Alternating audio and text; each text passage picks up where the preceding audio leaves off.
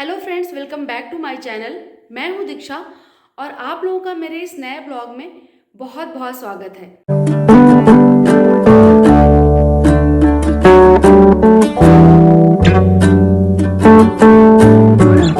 तो चलिए, आज मैं आपके साथ अपनी दिनचर्या शेयर करने वाली हूं कि आज मैं दिन में क्या क्या करती हूं।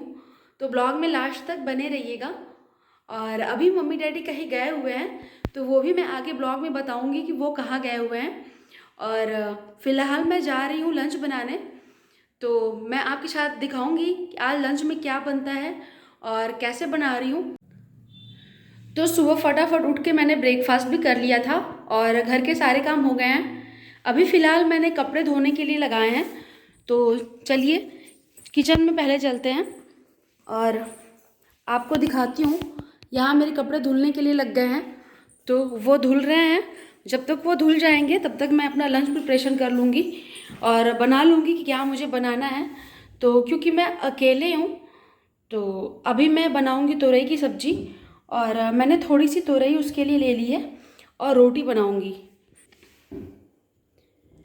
तो देखिए, इतना सा तोरई मेरे लिए इनफ होगा। हरी सब्जी है तो ये गल के कम भी हो जाती है। तो चलते हैं, इसको छील करके पहले कट कर लेते हैं सब्जी को और इसके बाद इसको बनाना स्टार्ट करते हैं। एक तरफ मैंने आटा भी निकाल लिया है, तो आटे को गूँथेंगे।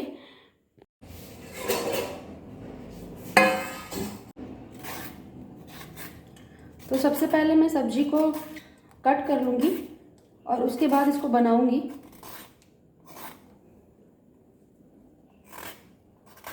तो कल मैं मार्केट गई थी तो बहुत सारी सब्जियां लेकर के आई थी। तोरई लाई थी, घिया लाई थी, परवल और करेला था। तो कई सारी सब्जियां लेकर के आई थी। 2-3 दिन तक अब सब्जियां नहीं लाना होगा। तो चलिए, डैडी अभी मार्केट नहीं जाते हैं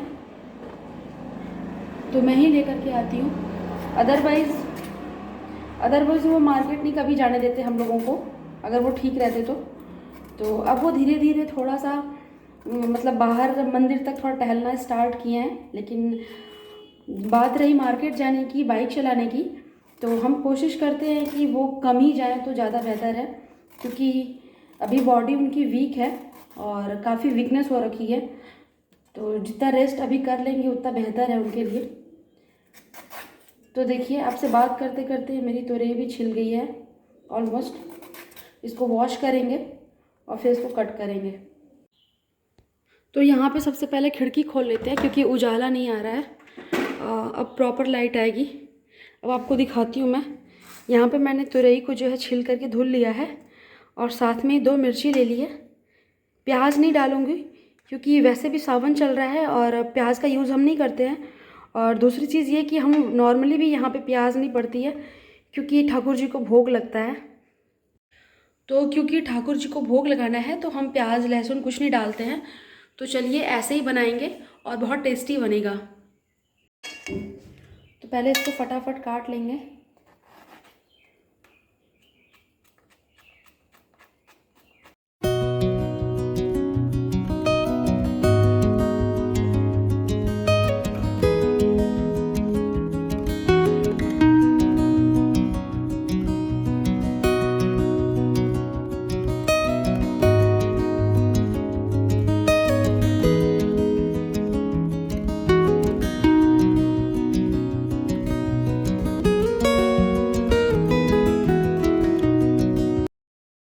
मम्मी होती हैं तो मुझे ये सब काम बिल्कुल नहीं करने देती हैं।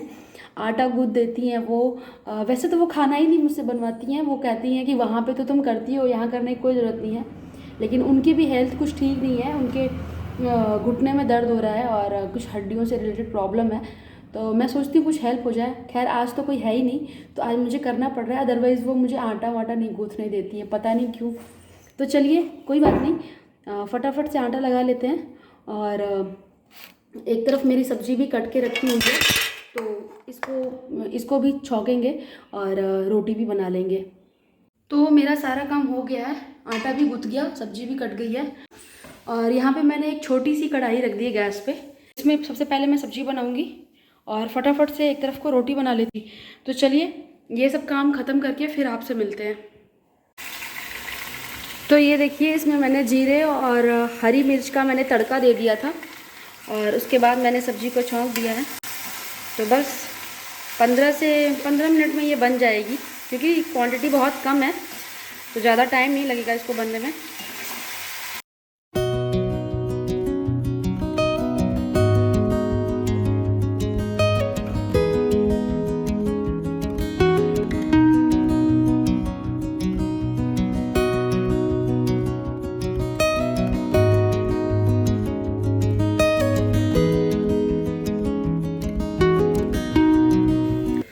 तो बस खाना बन गया है और अब मैं स्लैब को क्लीन करके सबसे पहले भोग लगा दूंगी ठाकुर जी को।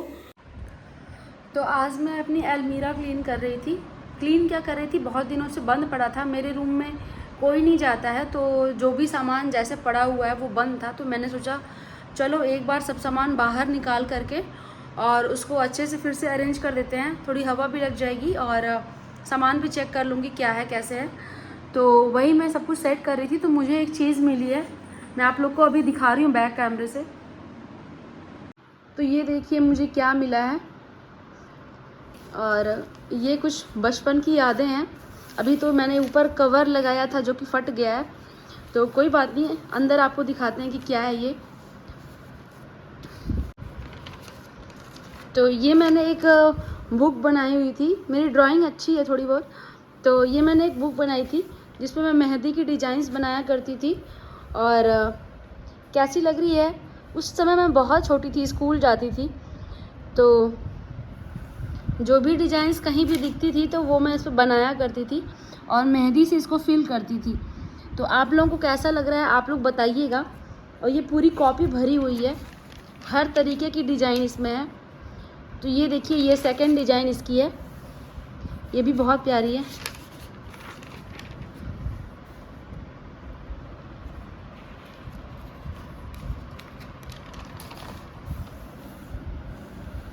और सावन का मंथ चल रहा है तो इस समय तो सब लोग बहुत हरियाली तीज है या फिर हरितालिका तीज आ रही है तो सब लोग मेहंदी लगाते ही हैं। तो आप लोगों में से अगर कोई डिज़ाइन पसंद आता है तो आप लगा सकते हो। ये देखिए, फिर इसके बाद ये जो फुल हाथ वाली मेहंदी होती है भरी हुई, तो ये मैंने भरी हुई डिज़ाइन बनाई है। कैसी लग रही है कमेंट बॉक्स में आप लोग ज़रूर बताइएगा। ये देखिए ये सारी मेहंदी झड़ के निकल रही है, तो ये मैंने मेहंदी से डिज़ाइन बनाई थी। उस समय बहुत फिनिशिंग नहीं थी हाथ में, बचपन की बातें हैं ये सब। 6th-7th क्लास का ये बनाया है मैंने, 20 साल पहले की ये बुक है। तो बताइएगा कैसा लग रहा है।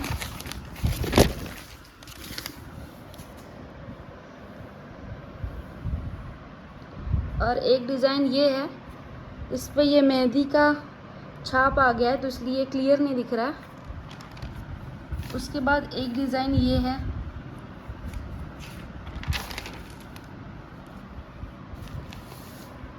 ये भी बहुत सुंदर डिज़ाइन है। अगर कोई बनाना चाहे तो आप लोगों में से इसको बना सकते हो या फिर आप स्क्रीनशॉट ले सकते हो। तो ये मुझे मिला, मैं बहुत खुश हो गई। और ये देखिए एक डिज़ाइन ये भी है, ये कितना अच्छा लग रहा है ना। तो मैं ना शाम को कोन लेके आऊँगी, अगर मुझे मिल गया तो मैं भी इसमें से ही कोई डिज़ाइन लगाऊंगी। मेरा बहुत मन कर रहा है मेहंदी लगाने का। तो ये देखिए, ये किसी की अगर शादी है ना तो आप इस डिज़ाइन को बना सकते हो। यहाँ देखिए, यहाँ पे इसमें क्या बना हुआ है, ये फ़ैन की वजह से उड़ रहा है। यहाँ पे मैंने इसमें नगाड़ा बनाया हुआ है। हाँ, ये दूल्हा है, ठीक है। उस टाइम मैंने बनाया था तो यहाँ मैंने अपना नाम लिख दिया, सौम्या, ये मेरे घर का नाम है। तो यहाँ पे मोर बने हुए हैं, ये ब्राइडल मेहंदी है। तो यहाँ पे एक ब्राइड है जो कि यहाँ पे खड़ी है, फेस देखिए कितना अजीब सा बना हुआ है ना। और यहाँ पे एक शहनाई है। तो ये मेहंदी कितनी सुंदर लग रही है। अब मैं आपको आगे दिखाती हूँ, और भी बहुत सारी डिज़ाइन ऐसी हैं। ये देखिए एक डिज़ाइन ये भी है,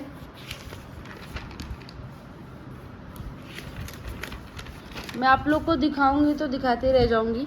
ये अरेबिक वाली है जो सिंगल एक हाथ पे लोग लगवाते हैं। और गणेश चतुर्थी आती है तो लोग ऐसी डिज़ाइन लगवाते हैं। बीच में देखिए मैंने गणेश भगवान को बनाया है, यहाँ पे क्लियर फोकस नहीं हो रहा है, मैं आपको दिखा रही हूँ। तो ये गणेश भगवान है और ये मैंने पान के पत्ते बनाए हैं और ये डिज़ाइन कुछ ऐसी है, कितनी सुंदर लग रही है ना। तो हर फेस्टिवल के अकॉर्डिंग इसमें मैंने बनाया हुआ है और बस इतना ही था, ख़त्म हो गया है। यहाँ पे भी मैंने कुछ सीखने की कोशिश की है। तो बस इतना ही था। आपको कैसा लगा मेरी ड्राइंग? और ये सब बचपन की छोटी छोटी यादें हैं, तो आपको कैसा लगा कमेंट बॉक्स में ज़रूर बताइएगा।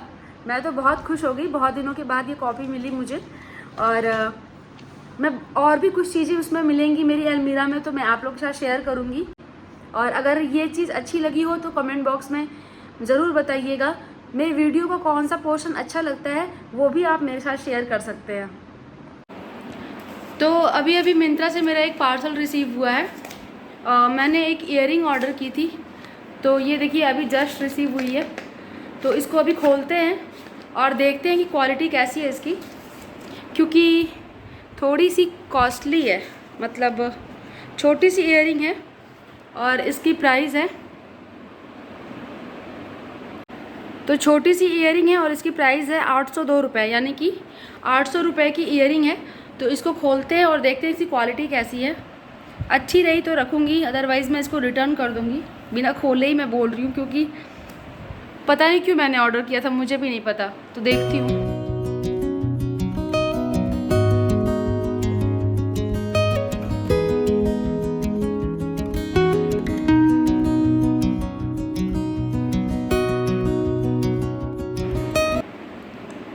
तो ये देखिए ईयरिंग कुछ ऐसी है, प्यारी लग रही है मुझे। तो आपको कैसी लग रही है बताइएगा।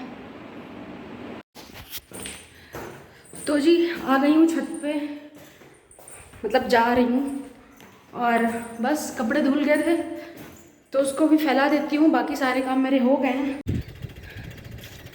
तो आ गए छत पे, सारे कपड़े कुपड़े धुल गए हैं, यहाँ पे मैंने सब फैला दिया है और मेरा सारा काम भी फिनिश हो गया आज का। तो मुझे लगता है मैंने फटाफट एक ही घंटे में कर लिया है।